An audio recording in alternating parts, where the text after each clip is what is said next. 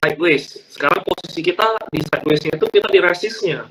Jadi kalau kita di resistnya ya kita jangan agresif. Walaupun saya lihatnya sih seharusnya breakout gitu. Cuman tetap aja gitu.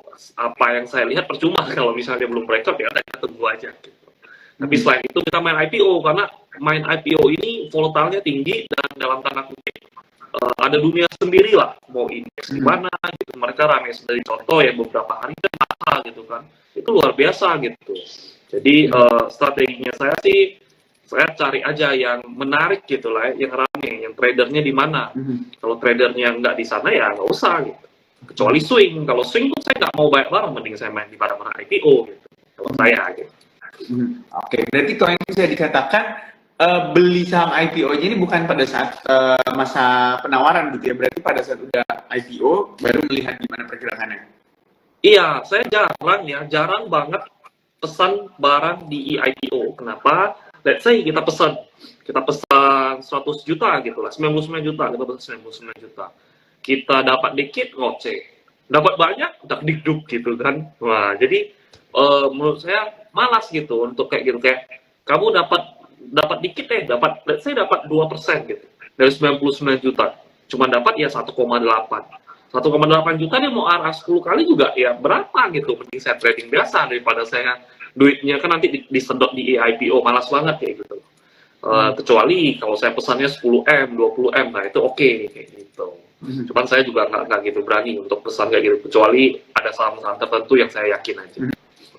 Oke, jadi itu tadi penjelasan soal saham-saham IPO. Jadi buat Besti Cuan, kalau mau bertanya sama Ko Hengki, saya persilahkan ada kolom Q&A di bawah. Sekali lagi, boleh banget bertanya sama Ko Hengki. Jangan taruh di kolom komentar, takutnya nanti tenggelam gitu ya komentarnya, pertanyaannya. Jadi taruh di kolom Q&A aja, nanti saya bantu naikin pertanyaannya. Nah, kita lanjutin lagi nih. Ko Hengki, jadi kalau melihat dengan sideways-nya pergerakan market di tahun ini, berarti untuk di semester 2 ini Ko Hengki melihatnya seperti apa sih untuk outlook-nya gitu ya, untuk semester 2 ini market kita?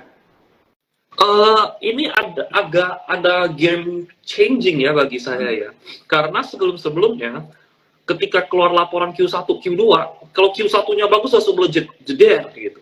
Kalau ini beberapa kali saya lihat Q2-nya kalaupun bagus gitu ya udah diem dong sahamnya gitu lah. Malah saya bingung gitu, kayak contoh beberapa hari yang lalu saya beberapa hari trading trading PNLF terus-terusan. Nah, saya yakin PNLF itu Q2-nya bagus. Beneran bagus, tapi sahamnya diem, Q-nya udah keluar, beritanya udah keluar, saya bingung gitu. Kok nggak ada reaksi gitu lah. Jadi kalau main quarter sekarang malah kurang menarik ya bagi saya ya.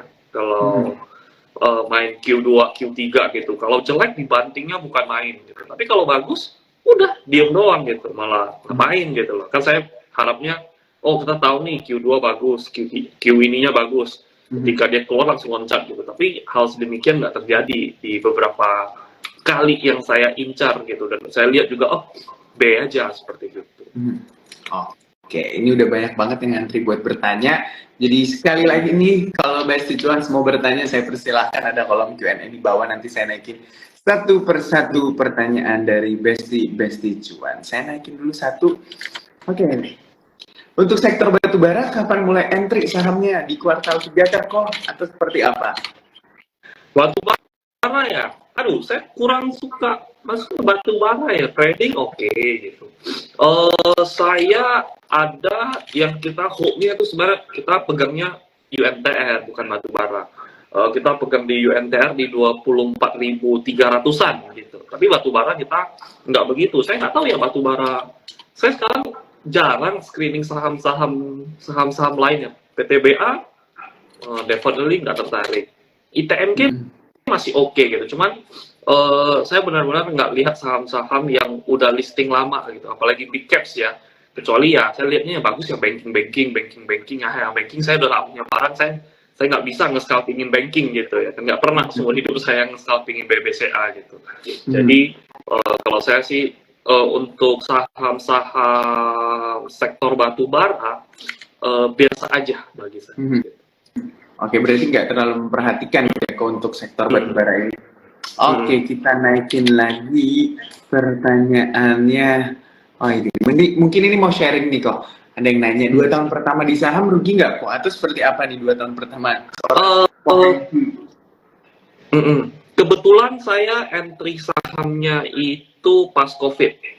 Benar-benar ketika BBCA itu bangkit gitu. Jadi waktu itu saya belinya ya big caps gitu.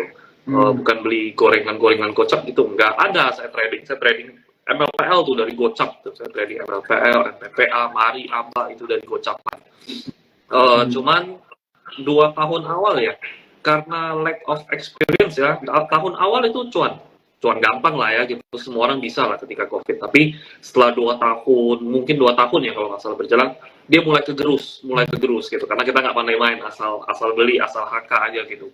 Doyannya bit tebel, wah bitnya tebel, bagus. Kita HK, dicabut bingung gitu. Jadi 2 tahun awal kalau hitung rugi, menurut saya rugi tapi nggak gitu banyak gitu. Ketolong di pertama kali mainnya, yaitu ketika COVID bangkit. Gitu. Oke, kita naikin lagi pertanyaan Besti Cuans yang mau bertanya. Nih, ada yang nanya soal Remora. Remora itu scalping atau day trading kok? Gimana nih stylenya Remora? Kita selalu, saya doyannya sebut moonstock ya. Kalau saya label moonstock biasanya orang kalau grup itu tergila-gila kalau moonstock, dan saya tradingnya selalu saham-saham itu aja. Jadi kalau strategi saya gitu ya kan, kenapa harus dipisah antara scalping atau day trading? Saya beli dua account. Jadi contoh barang bagus gitu ya kan, barang bagus kita beli mahal. Saya beli mahal dari 180-an. Saya beli mahal 180-an, ujung-ujungnya saya jual bersih di 300. Nah itu kan udah half beggar gitu kan. Udah mau beggar, bukan half beggar. Tapi ada satu account lagi saya tradingin. Saya sesat. Jadi satu sisi kita tahu ini sahamnya bagus, namanya kan moonstock gitu ya, pasti arahnya jauh, arahnya tinggi gitu, di bulan. Kita udah tahu itu bagus gitu, kita tahu itu arahnya ke atas. Ya udah, satu kita simpan, satu kita ngetek-tokin gitu. Jadi dalam tanda kutip satu ada uang jajan, satu ada gajian lah, seperti gitu. Jadi kalau saya sih strateginya seperti gitu. Entry-nya tetap scalping gitu, cut loss-nya dikit, tapi satunya lagi saya berani hold gitu. Karena kan ketika suatu saham naik, nggak bisa sahamnya naik berjilid-jilid arah gitu. Pasti ada dinamikanya, pasti ada ya drama-drama lah ya. Kalau nggak ada drama kan nggak seru gitu. Kayak hari ini, Sinetron kan tiba-tiba after credit-nya keluar Suzana gitu kan, kaget kan semua dibanting. Nah ya, tapi ya seperti gitu, itu yang menarik gitu. Tapi selalu di dua account bagi saya.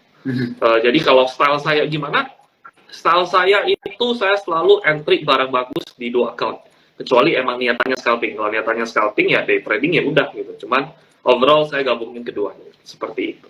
Oke. Nih yang bertanya Mas Michael Santosa soal Remora Trading, mungkin juga buat Besti Cuans yang dari tadi juga ada yang di kolom komentar nanya soal Remora Academy gitu ya. Ini saya mau kasih informasi kalau Remora Academy ini kalau Besti Cuans mau belajar ya bareng Ko Hengki tentunya, bukan bareng saya, bareng Ko Hengki di Remora Academy kamu bisa daftar. Ini hanya Rp3.880.000, kamu bisa belajar sampai dengan akhir tahun bareng dengan Ko Hengki. Kamu bisa langsung daftar karena pendaftarannya bisa ditutup sewaktu-waktu kalau aplikasi kalau kuotanya udah terpenuhi. Jadi kamu bisa langsung lewat aplikasi Cuan sebenarnya buat daftar kelas dari Ko Hengki ini. Kalau kamu mau juga langsung buruan daftar Rp3.880.000 sampai dengan akhir tahun belajar bareng Ko Hengki. Kita naikin lagi nih ya kok pertanyaan-pertanyaan dari Besti Cuans yang udah banyak banget bertanya di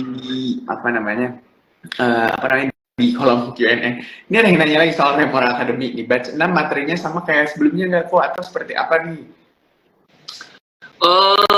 Sebenarnya saya belum off si Cuans di akun Join Cuans itu udah nge-up gitu, udah posting. Cuman bagi saya sendiri saya belum nge-posting gitu ya kan. Saya nggak ada sama sekali posting tentang Remora Academy batch yang ini gitu. Cuman alumni sih sudah riset semua ya, rata-rata ya riset melebihi batch sebelumnya. Jadi kalau ditanya, saya sih merasa pada antusias ya gitu, karena biasanya saya 2 bulan, saya kali ini kasih sampai 5 bulan gitu. Jadi double the duration but the price is still low, seperti gitu. Oke, makanya harus buruan daftar Remora Academy karena double nih ya keuntungannya 5 bulan, itu 2 bulan, ini 5 bulan, nambahnya, wah, 2,5 kali lipat ya. Ini langsung jadi 5 bulan sampai dengan akhir tahun. Jadi kamu bisa langsung daftar lewat aplikasi Cuan juga. Kita naikin lagi nih, ini ada yang nanya nih kok, soal CMNA, Cinema, si Susana ini gimana nih menurut kau? Iya, si Susana ya, saya sendiri pegang di harga 288. Saya masih pegang 288. 288 saya pegang. Saya ada average 2981. Nah, tadi dibanting gitu kan, saya masuk gitu. Saya masuk total average saya 307 atau 308. Jadi itu barang bagus menurut saya. Enggak, saya malah senang saham big caps, bukan big caps, saham yang liquid dalam tanda kutip bisa masuk banyak dan dia volatile, jadinya seru ya kayak gitu ya. Nah, itu baru saham-saham yang enak menurut saya. Jadi kalau saya nggak tahu posisimu beli di berapa, kalau posisi saya kind of good price ya gitu. Cuman tadi floating profitnya berkurang aja gitu karena 130 bisa TP, aku lihat, aduh kuat nggak kuat ya udah nggak apa-apa karena target saya emang jauh gitu ya kan. Yang barang bawa 288 saya emang pegang, yang 300-an itu saya akan tradingin terus-terusan gitu. Seperti yang kayak saya kasih contoh Maha tadi. Saya pegang di 180-an, saya jual, tapi saya pegang sampai jual di 300, tapi yang satunya lagi saya tradingin terus tek tok. Jadi seperti itu. Kalau menurut saya Cinema, saya nggak tahu posisi gimana, cuman posisi saya lihatnya masih positif. Oke. Tapi gimana sih kok melihat, ada juga yang bertanya tadi di kolom komentar saya, apa yang membuat satu saham kalau dari kacamata Ko Hengki ini, oh ini bagus nih buat di swingin gitu, apa sih yang paling menarik yang dilihatnya? Oke, kalau saya rata-rata kalau dalam tanda kutip moonstock itu adalah saham-saham IPO gitu. Kebetulan pernah kenal, ada teman lah gitu, ada teman beberapa yang dalam tanda kutip itu bandar gitu, market maker. Bukan saya gitu, tapi ada teman yang market maker yang IPO-in saham. Terus saya banyak ngobrol sama dia kayak, kamu lihatnya apa sih gitu. Nah, dia jelasin, oh logiknya begitu. Terus aku naik lagi beberapa, jelasinnya berbeda, kurang lebih logiknya sama gitu. Terus ya udah, setelah itu saya riset. Setelah saya research ketemu benang merahnya. Jadi kalau saya sih, saya hitung-hitungan barang IPO satu, kemudian keduanya sisanya saya lihat market gimana ya, saya lihatin bid offer satu, terus kemudian entry-nya saya pakai bid offer, entry-nya selalu bid offer, terus kemudian saya lihat dari transaksinya seperti itu. Oke, entry-nya dari bid offer dan juga lihat transaksinya. Gitu ya Besti Cuan. Jadi kalau kamu mau bertanya, saya persilahkan lagi. Ada lagi nih yang nanya, kok mau nanya dong buat cara hitung barang bandar di IPO gimana nih? Jadi kita tahu nih sisa barang berapa. Jadi enak nih ketika HK. Ko Hengki si HK katanya. Cara hitungnya sebenarnya panjang gitu. Ada berbagai seri cara hitung untuk barang-barang IPO-nya. Cuman menurut saya itu bukan sesuatu yang enak untuk dibuka di umum. Cuman paling gampangnya kamu lihat transaksinya aja. Kamu lihat transaksinya, kayak contoh ya, beberapa hari ya saya coba lihat ada beberapa barang IPO ya, yang saya nggak main lagi sama sekali. Contoh saya lupa deh. Saya main RAM gitu ya. Saya trading RAM dari harga bawah ketika IPO listing gitu kan. Saya berusaha ngunci arah beberapa kali gitu ya kan. Saham RAM ada yang dapat, ada yang enggak. Ujung-ujung saya jual di kurang lebih 800-900an.